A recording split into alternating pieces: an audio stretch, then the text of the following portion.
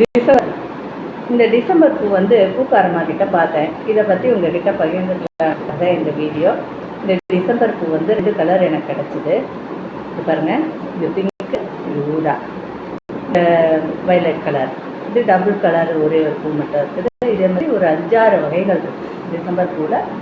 Light red இருக்குது, yellow இருக்குது, white இருக்குது. இது வந்து நம்ம தோட்டங்களில் அது சாதாரணமாகவே அப்படியே வரும். தண்ணிலாம் ஊற்றணும் நிறையலாம் இல்லை, உரம் போடணும்னு இல்லை. இது தானாக வளரக்கூடிய செடிகள். இதெல்லாம் உயரமாக வராது, ஒரு 4 அடி உயரத்தில் தான் இருக்கும்.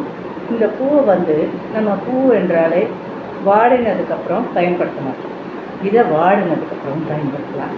என்னென்னு தெரியுமா? இது பாருங்க, இதை எடுத்து இப்படி இது மடிச்சுட்டு,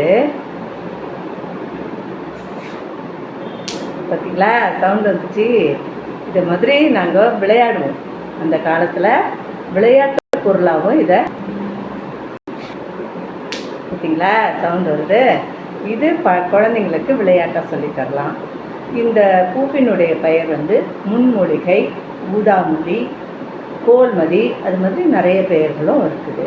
இந்த பூவை பற்றி உங்கள் குழந்தைங்களுக்கு சொல்லுங்கள். வேட்டி சட்டை, பாவாடை தாவாணி எல்லாம் போடுறாங்க இப்போ. அதே மாதிரி இந்த பூவையும் பயன்படுத்த சொல்லுங்கள். நன்றி.